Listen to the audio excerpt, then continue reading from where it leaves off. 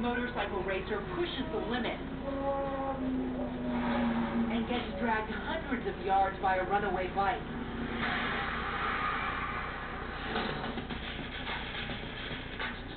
It's June 28, 1998. Legendary showstopper Ron Cook is out to break the 200-mile-per-hour land speed motorcycle record at Muir Rock Dry Lake in California. There was a little excitement in the air because Ron is the #1 bike. We knew he was going to give us a good number. He was going to go fast. Videographer Mark Brazeau is at the starting line, there to catch what he thinks will be another history-making day for Ron Cook. After all, Ron has already smashed 12 other speed records and rarely disappoints. I've seen Ron race before. He's very fast on the bike. His bike is 200 miles an hour. Kawasaki has a nitrous bottle on it. This thing is a rocket. Mark watches as Ron shoots off down the track, disappearing into a cloud of dust. It's only later that he learns what happens next.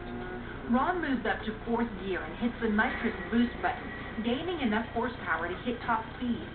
He's blasting at 175 miles per hour when his front wheel begins to wobble. Ron struggles to regain control, but it's a losing battle. He makes a split-second decision to abandon the bike before it crashes. But as this terrifying video shows, Ron doesn't fall away from the bike. His right leg is caught under the seat, pulling him at almost 200 miles per hour along the hard, dusty surface.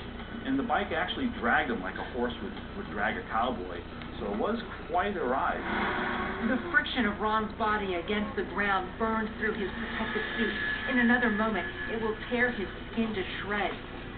Somehow, Ron flips his body over. Then amazingly, he pulls his leg free. As the bike speeds away, Ron tumbles along the ground. It doesn't seem possible, but Ron has not only survived the accident, he can stand up and has barely a scratch on him. I thank the Lord that I'm still here with minor injuries, not too bad. I saw him shortly after. He drove his pickup truck back to the start line. I do plan to run again. I still want to get the 200-mile-an-hour record. This is part of the game here, and it's just a matter of time before you're going to get in a wreck. You'd think Ron might have learned his lesson and given up racing, but only 2 weeks after his spectacular wipeout, he's back at it, showing up at El Mirage Dry Lake for another shot at the record. Mark Brazeau is there and isn't at all surprised to see Ron. He's very successful, very fast. There was no way Ron was not going to get back on that motorcycle.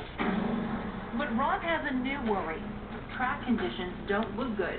Sure, here, it's all broken up. I don't like it riding that blue stuff. It gets kind of squirrely. Track conditions definitely better. But Ron's not about to back down. He's ready to get back on the bike and do what it is he does best, break records. I'm in a cautious state of mind. I made some changes on the motorcycle and the changes. I'm confident, but there's still a little bit of nervousness there. It always is after a crash. Just got to get back on the saddle and do it again. But let's say I'm just optimistically cautious. As Ron prepares his bike, Mark is manning his camera midway down the track. I always want to make sure I get a shot of Ron, because he is the fastest thing on two wheels. I heard over the radio that Ron was taking off from the start line, so I immediately grabbed my camera and aimed, and almost immediately he went into the high-speed wobble. Mark's seen that wobble before, and he knows what's coming. As the camera rolls, Ron's bike hits the loose dirt on the track. Instantly, Ron flies through the air as the bike smashes to pieces in a cloud of dust. Rider down, everybody move! He crashed at probably about 200 miles an hour, and there was quite a debris field. There was debris flying everywhere. There was dust, there was motorcycle parts. It was difficult to see exactly where Ron was. There was nothing moving out there. EMTs rushed to Ron's side. Eventually, word comes back to the anxious spectators. Incredibly, Ron has survived once again. I hit the ground just like a meteorite, tumbling. It felt like I was in a washing machine. all of a sudden everything was quiet, and all I saw was a big blue sky and a big bright sun. Laying on the ground, on my backside, looking up through my helmet, going, maybe I'm in heaven now, maybe this all ended. Lying on the ground, Ron tests his lens to see if they're still attached. Got to my right leg, it moved, but when I lifted up the leg lifted up, but my foot stayed on the ground. Ron has broken 5 bones in his right leg. This time, he's rushed to the hospital. He's also broken his right arm and has 3rd and 4th degree burns over his body from skidding across the hard surface. I went 588 feet. That's almost like 2 football fields, tumbling end over end. I'm just amazed that I could go that far and still come out alive. Ron not only survived, he has a new record, but not the one he was aiming for. His latest entry in the record book is for surviving the highest speed motorcycle crash, and that record is good enough for Ron Cook. After a long period of recovery, he retires from racing. I survived 2 bad accidents. I should have died in both of them. Maybe the 3rd one's going to do me in.